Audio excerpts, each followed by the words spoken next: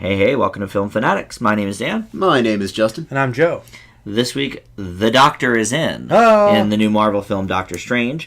Justin Timberlake and Anna Kendrick head up the Trolls movie, and Mel Gibson returns to the director's chair for Hacksaw Ridge. This week, we decided once again to sort of mix up who logically should probably lead what movie. I'll be leading the World War II film, which leaves us at the beginning with Justin leading Doctor Strange. Okay.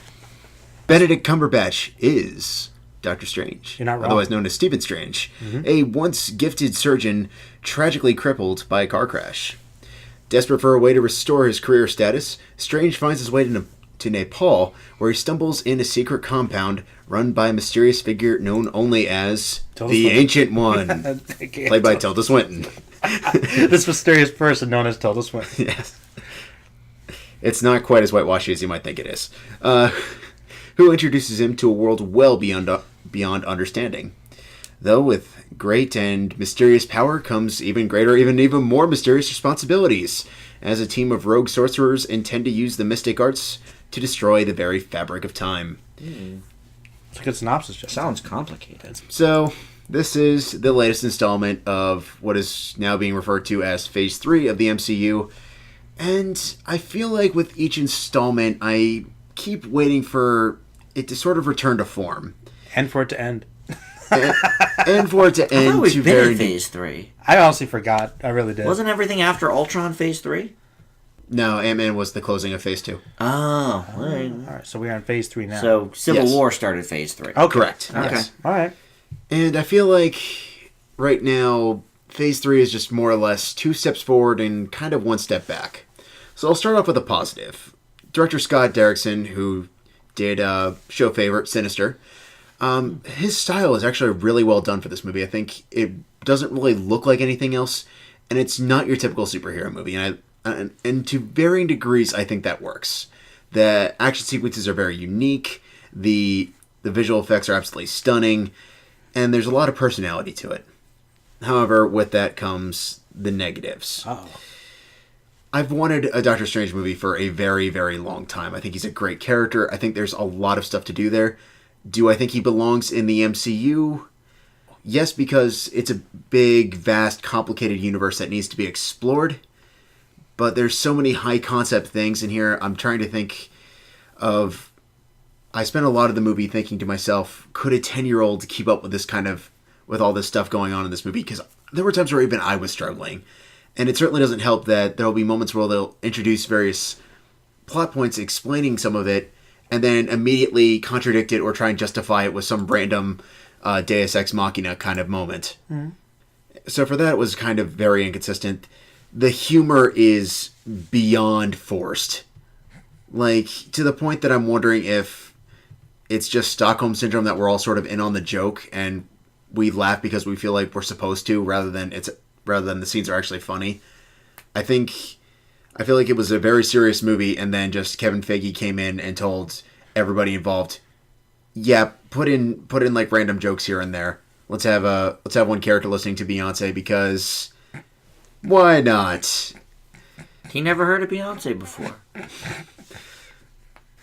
It felt juvenile, and it almost completely contradicted the main aspect of what this movie was trying to do. Not be the typical superhero movie. As for Cumberbatch... Uh-oh. Well, you didn't put him in the positives, so this should be interesting. I mean, accent notwithstanding, I think they take the angle that he was trying to put his own spin on Strange, and I think for the most part it works. Do I think the fact that he's not necessarily likable at times... Start ready to flip the table. I know. I know you are. What?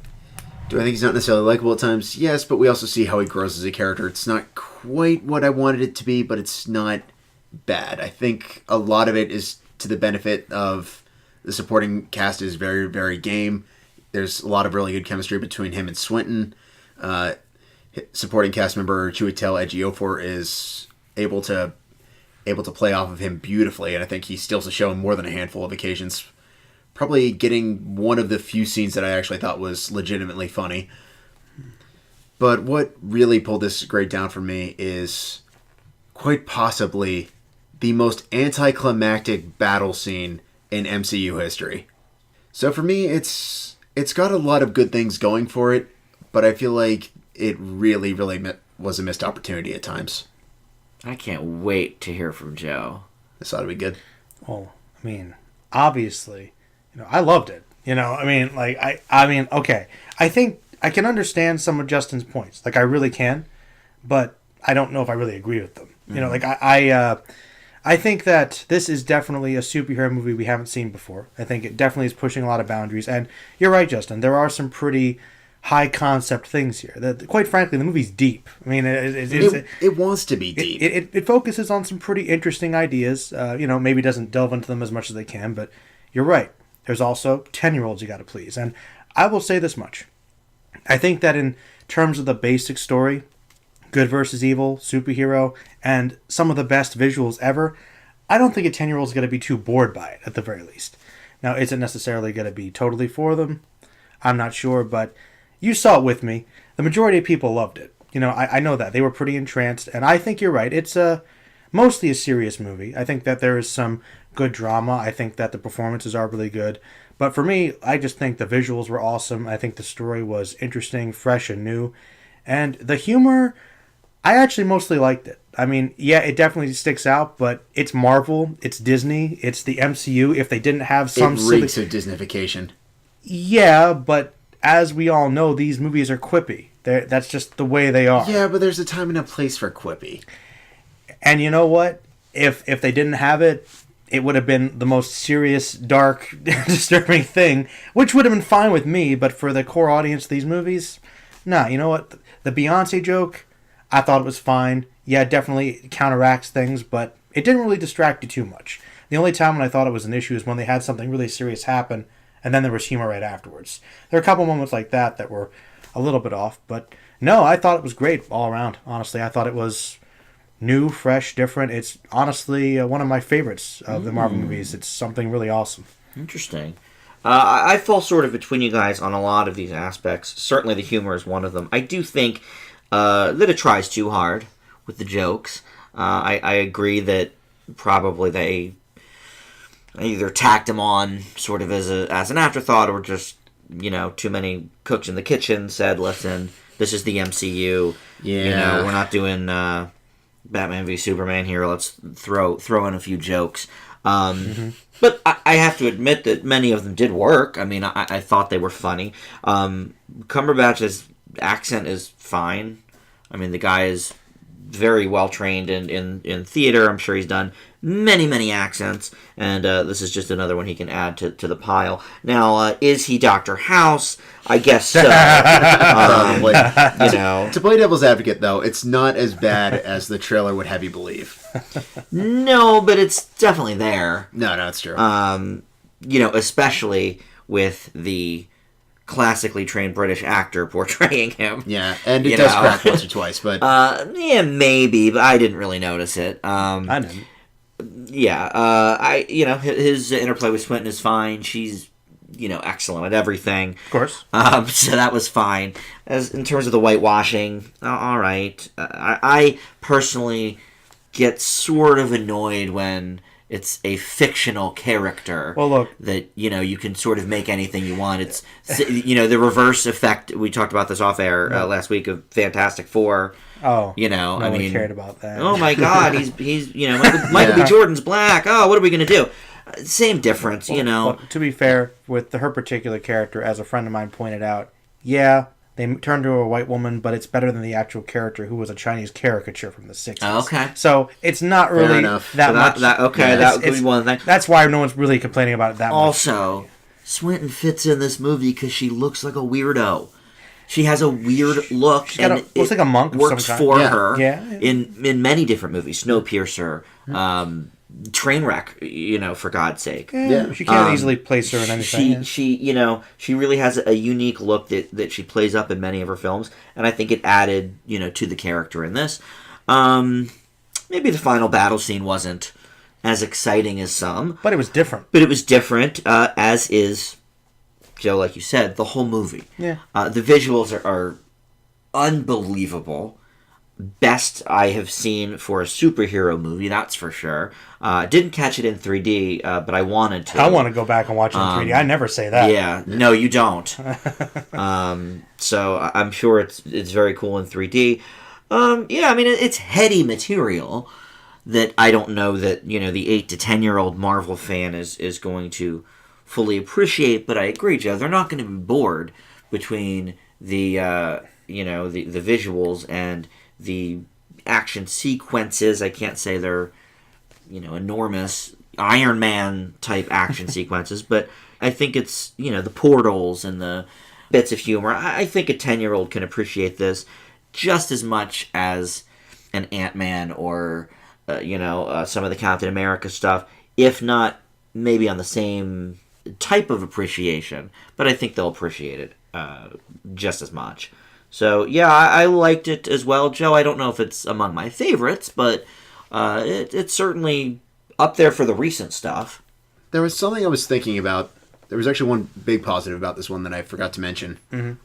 The MCU has kind of had a big issue right now with franchise baiting versus standalone. One thing I really liked about this movie was that, save a couple Easter eggs and one ish at the end, stingers are stingers. Well, yeah, I mean, they're always going to... the way it's now, Yeah.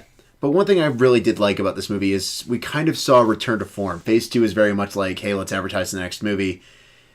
This one is very much like, if there was no correlation between this and the rest of the MCU, it wouldn't surprise me whatsoever. And it's a lot like Guardians in that respect. I mean, obviously, yeah. We know now that it's a big part of it. It's a huge part of it, but I mean, as a standalone film, as a standalone script, yeah, the movie seems you could cut it out from the MCU and it wouldn't really matter. It wouldn't be weird. And I feel like that's something that they really need to get back to. I think that was something they did very well in Phase 1. Phase 2, not so well. Well, I mean, Phase 1, I don't think they really knew what they had yet, yeah. Well, I mean, we had the whole Avengers Initiative and stuff like that. We knew they were going there. Sam Jackson showed up, yeah. It was a hope, But, yeah, I mean, I don't think anyone, I don't think Stanley himself could have predicted that these would be literally the biggest movies of the decade. Mm-hmm. No, I suppose not, but that much I do appreciate, the fact that they are trying to make these movies stand on their own rather than become just really big TV episodes. Well, I don't think any of them are really big TV episodes. They certainly feel like big blockbuster movies. Well, like I said, they're trying to advertise the next big thing, so come back in 6 months and see what's going to happen next time. They're pretty much 2-hour serials. At least Phase 2 was kind of that way. I didn't quite feel that necessarily that way about it. I mean, yes, they obviously all tie in, and it was maybe shoving it in our faces a little bit, but yeah, I don't think it was quite same bat time, same bat channel kind of thing. Same Marvel time. Yeah, same Iron Man time, same Iron Man channel. All right, well, Justin, what is I'm interested about these grades. What's your grade on Doctor Strange? For right now, I do have to admit, I kind of want to give this a second go around in 3D, but for right now, it's a B-. Okay, Joe? Well, it's an A for me. I thought it was excellent. Ooh, wow. Just a little bit under that. A-. Okay. Reasonable. All right. Wow. All right, well. Well, when Justin sees in 3D, it'll get a B, right? Hey, who knows? All right, well, Joe, let's hear about the Trolls. Well, what can I tell you guys about the Trolls that you don't already know? When you're a troll... You're a troll all the way? Sorry, Dan, I could resist. It's a good reference. All right, tell me how you think about the synopsis. Oh, please go on, right, Joe. well, I'm waiting. Well, let me tell you, just correct me if I'm wrong. Trolls is an animated musical adventure based on the Troll doll toys. Okay, am I correct thus far? Yeah. Okay, yeah. And the film also features Anna Kendrick, I think you mentioned that. Mm-hmm. Justin Timberlake, we got Zooey Deschanel. Yep. James Corden's in there, and so is Gwen Stefani, because there's music. So you got to have a celebrity in there. True. Yep. Now, the film's plot basically revolves around these two trolls who are on a quest to save their village from the destruction of Bergens. These creatures who are actually real trolls, who devour the actual trolls because... Yeah, like the under-the-bridge type. They're what you really think of trolls, but I thought it was kind of clever. And, the reason they do that is because eating trolls seems to be the only way to make them happy. And their way of trying to save their friends involves trying to get the king of the trolls to fall in love with this one maiden who works for him that he doesn't know likes him, and there's also an evil chef that wants to seize control herself and be the queen. Queen, which McLovin's in there. McLovin's in there. Russell Brand. Many people in there. I'll start off by saying this much. I don't think I ever owned a troll doll. Maybe one. Maybe my sister had one once. It was never one of those big things that popped in my house.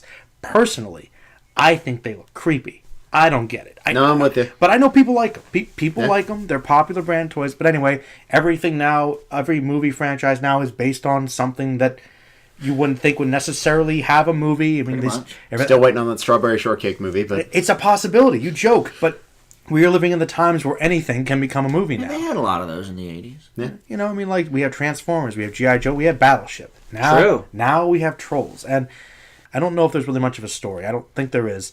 But for a movie based on a line of dolls, I thought it was pretty good. I'll be completely honest. I went into there was the joke when we were leading this, like, yeah, the kids movie based on the 80s toy. Like, you know, come on. If it's not Transformers, you know, come on. Like, this is not me. This is not my thing. I had no expectations. I thought I was going to hate this. Yeah, Trapjaw's not in it. Trapjaw's not in it. Skeletor, what am I going to do? Now, if he appeared, though, and he was the villain, that crossover. yes. Yeah. Seriously. But no, for real, this was a surprise. I heard reviews were good. I went in, and this is a fun movie. Like, I can't pretend like I didn't like it. I was very surprised. It's got a lot of music I like. How much of it was original, guys? I didn't catch. I would say about 30%. There wasn't that much. Maybe not even that much. Yeah. Maybe like 25. Most of it, they just used songs that were more popular, semi-contemporary, but I liked a lot of them. So and they usually were kind of matching the mood of the characters, the situation. Like, you know, you got the gorillas talking about, you know, the real trolls, the Bergens being unhappy, and they have sunshine in a bag. I can appreciate that. I know, I wore my gorilla shirt to the movie. I didn't even know they sang that song. Well, see, you're supporting the trolls and gorillas. Always. Oh, yeah. For real. But yeah, I thought the story was pretty solid. I thought the characters were mostly likable. Mostly. I think some of them were pushing it a little bit for me. I'm sure Justin has something to say about the cuteness. God. But I will tell you right now, Justin. The term is over 9,000, Joe. The term is over 9,000. He's not wrong. The cuteness is over 9,000, and I knew it was going to be over 9,000 when the opening scene, the trolls are running away, and the baby princess is so adorable. She's so adorable. And then there's this other character. It's not even a troll. It's like a bug or something that just literally squeezes at you. It's like a glowworm. A glowworm. Yes. A sparkling. Everything is sparkly, fluffy, but that's the point. And if you embrace that, it's fun. The visuals are great. It's very colorful. All the characters are colorful. The voice acting's good. The message is good. Like I said, I thought the twist with the actual Bergens are real trolls, and the other trolls that are the dolls aren't trolls at all. They're happy little elf things. They worked in the hair thing as a joke that they have super strong hair for powers. I like that they weren't all total clones. They had different personalities. Though there was like an African American stand-in who wasn't really a troll doll. He had like 4 legs and a long neck. What was like he? A giraffe or something. What was he? Like there were some things about this world I don't Yeah. understand. But in all honesty, I don't know if it's like groundbreaking, but the story was good. And the visuals and music were pretty good. I think it's a good time for the family. I'd encourage you to see it with your kids. Yeah. Or just as an adult. As an adult by myself, yes. I actually will. Okay, I'll confess this too before I go in. The humor worked for me too because the kids did not get some of the jokes for the adults, and I guess maybe the mothers in the theater didn't know how to react. But I was laughing a lot. Yeah. You know, so there you go. There's some humor for adults as well.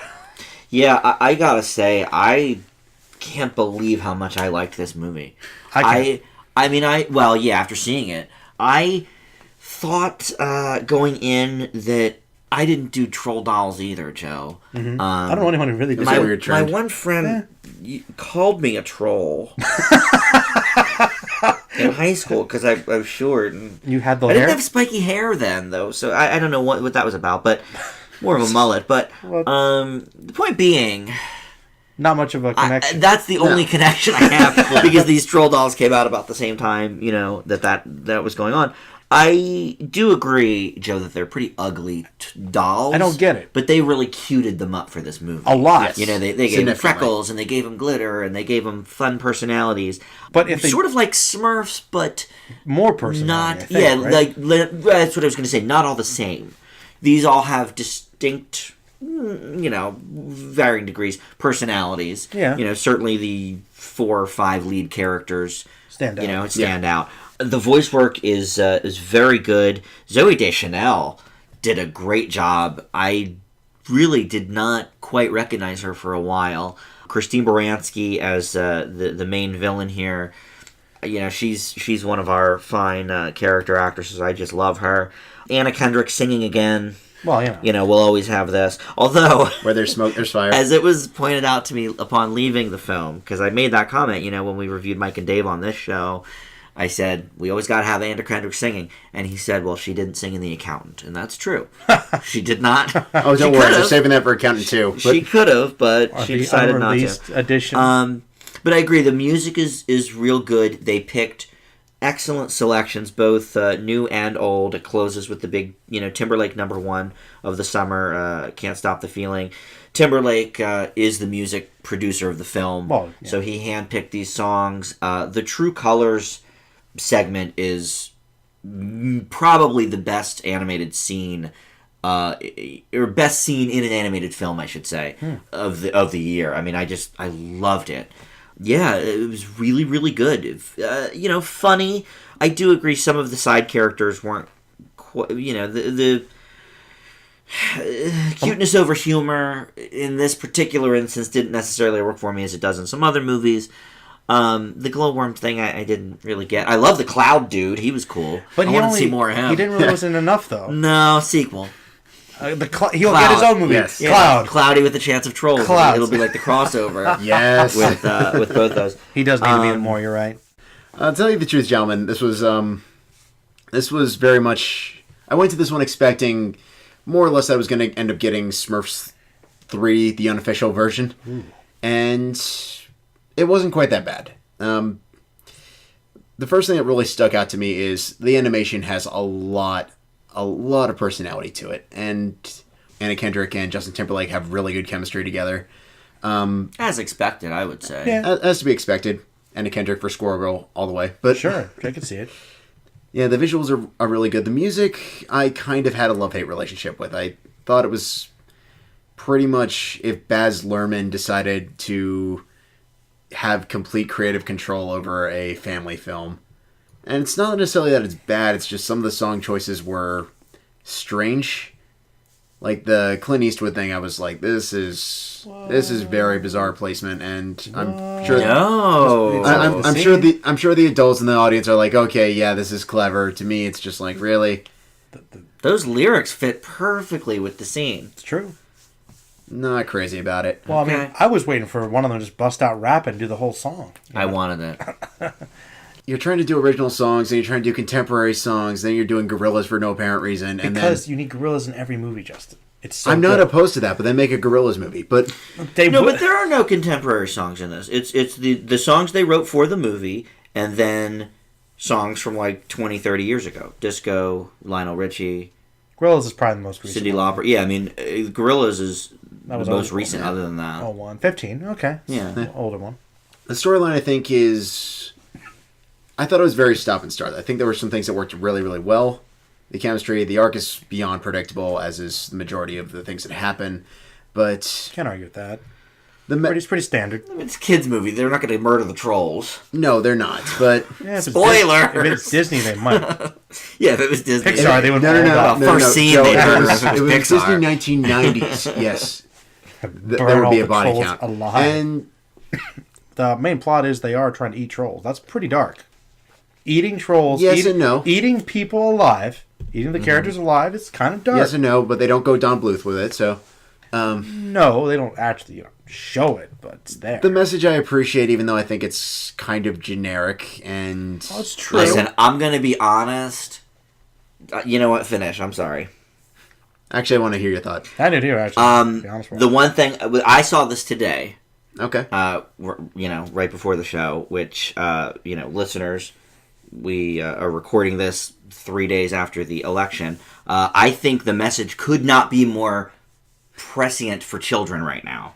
To love everybody and be nice and hug and... Yep, To me, the timing of this movie could not be better with the message. Look, Justin, personally. just to go off of what Dan's saying, I think you're right, and it's kind of a negative to me. It's corny. It's very simple, it's very basic, predictable, but it's not bad. It is not. No, it's not bad. It's just I think it's a little too broad at times. Yeah, and it is broad. I think that both kind of helps and hurts it. Yeah, you're not wrong, but it's not bad. Alongside that, the straw that really did break the camel's back on terms of positive to negative is the ridiculous abundance of cute humor where it just sputters completely off the rails. Some of the characters are interesting. I'm not going to lie. But then we focus way too much on the cuteness. Yes, I get that it's a plot point, but there's a fine balance, and this one goes well over that line. Joe and I really liked it. I enjoyed it quite a bit. Yes, you two did. Yeah. I did. I'm giving it a B+. I thought it was very good. I'm giving it an A-. Oh. Okay. Plot twist. C. Way too low for this movie.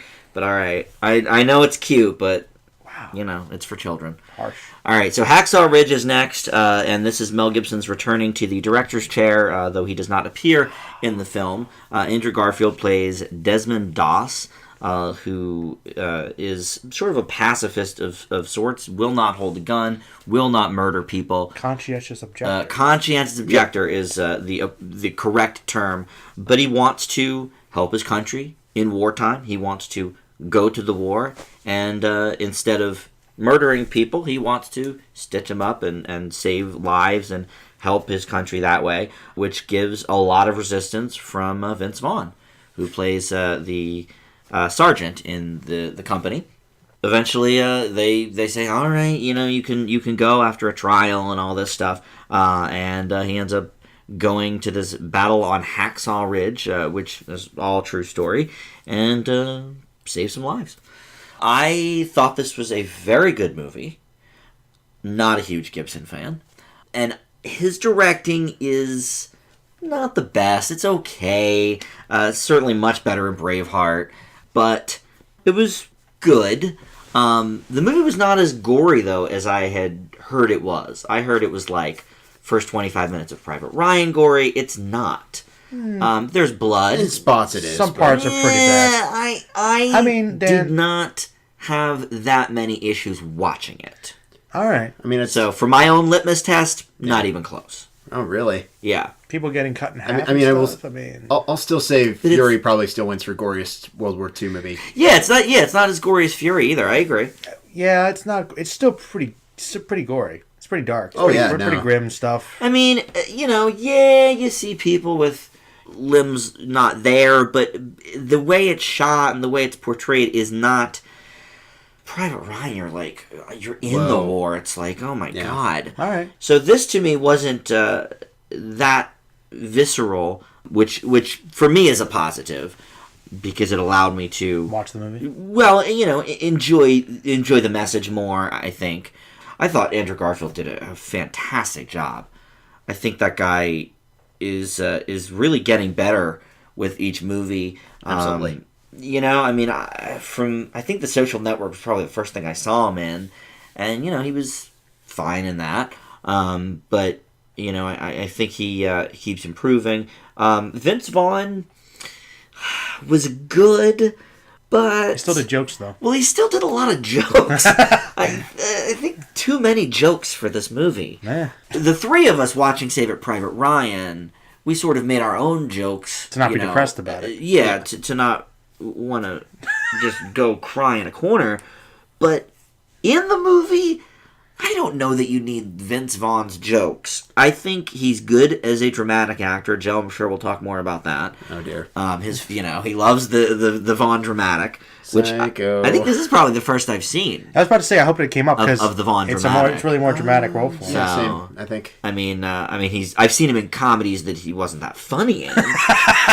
But not in dramas where he was cracking jokes. Yeah, like the internship. In terms of of that, but that really is the biggest negative I have in the movie is that Vaughn did a lot of jokes. He's dramatic, but just some of the jokes were okay, like in the beginning before the battle scene. But then when he's in the war, they're playing with the knife and the one guy stabs himself in the foot, and there's jokes about that. That's funny. The other dude is naked when Vaughn comes in. That's funny.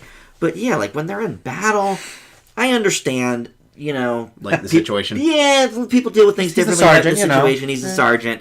but they were Vince Vaughn jokes, not Sergeant, whatever his name was jokes. So, but I really did enjoy this movie. It was very good. Definitely the star. I mean, the shining aspect of this movie is completely and utterly Andrew Garfield. Loved him and Never Let Me Go. He just continues to shine. Mm-hmm. Amazing Spider-Man, I don't blame him. I blame Mark Webb, but that's a story for another day. 99 Homes was pretty good. But what kind of pulls this one down for me is Hacksaw Ridge is essentially two movies. One is okay, one is great. Unfortunately, we get the okay one first, which is sort of the groundwork of what got Private Doss into battle. And it's the most generic and cliche. It takes a little while to get there, too. Yeah. And there's some dramatic heft to it. It's not all bad. There is some payoff in some respects. I think Teresa Palmer as his love interest, I think, does a really good job. Has a lot of excellent chemistry with him there. Mm-hmm. Before then, it gets fairly cliche. Okay, brother wants to go off and fight. Dad's not okay with it. Dad's also an alcoholic, which they do come back to later on, and it's not as bad, but yeah, it ties it together okay. It ties together. It's just, do we have to take so much time to get there is, I guess, my main idea there. The second one, and the far more interesting one, is looking at not only the war aspect, Doss's own personal ethical dilemma with his morals, and eventually the rescue aspect, which is far and away the most exciting and tension-filled moments in the entire movie, which I think really pay off in the plot points, really show all the struggle that was brought into it, and feels a lot less like your stereotypical World War II movie. It's not about the big battles; it's about how he's managing to save lives instead of shooting at people. I think that was handled really, really well. I think it's good in spots. Vince Vaughn is better than I thought he was going to be. Those jokes, though. Those jokes, but where I don't... And you don't even like his humor. I like his humor. Where I disagree, though, is he doesn't do the same, like, I'm going to machine gun every last joke humanly possible. He does actually shut up once or twice and let the dramatic... He slows down a bit more than usual. He doesn't ramble. No, I mean... He's a bit more restrained. A bit. A little bit. But no, I thought it was a good movie. I think it could have been great. I hope Andrew Garfield gets a nomination. Whether or not that happens, hard to say, but... Well... I don't know. Maybe someday. I don't think this is the movie, but... It's a Gibson movie, so probably not. No, I suppose not. Well, I don't know. The Academy still nominates Roman Polanski and Woody Allen for stuff, so you never know. Yeah, but The Pianist, this is not. No, it's not. Joseph? Well... Vaughn's lover. See... there were so many good things in the movie, but Vince Vaughn being in it, it was the thing that just... Did anybody know he was in it going into it? Yes. I didn't. You did? I did not. Yeah. I had no idea. But yeah, that just elevated to me on a whole new level. No, I often joke about it because I guess I'm the only person that watched the movies he did before he did comedies. Mm-hmm. Like, he is decent at doing dramatic stuff, and this is another example of that. Though I do think it is weird that he is playing a dramatic role in a dramatic movie, a very dramatic movie, but he is still cracking jokes. Yeah. And I'm like, I liked the jokes, but I'm like, why, the best part of that one movie was the drama with him and his son. The movie with Dave Franco, Unfinished Business. Oh. Right? The best part of that movie, though, was the drama. The drama at the end with his son. Yeah, that last scene. Oh, it was that movie was horrible. That movie was horrible. For so many reasons. You're right that he did the little bit of drama. The 5 minutes of it was good. True. But yeah, no, he does. I feel like this shouldn't be the mainstay of the review. Me talking about Vince Vaughn in it. But you love it. No, but I did like the jokes. I do wish he had done more of a straight dramatic performance because I know he can do it. Yeah. But fine. This comedy was fine. But you guys are right. I mean, Andrew Garfield shines, and the definitely the actual story is a cool one, a very interesting one morally, and definitely one that's worth being told. And it's made even better when you might be doubting, wow, did this really happen?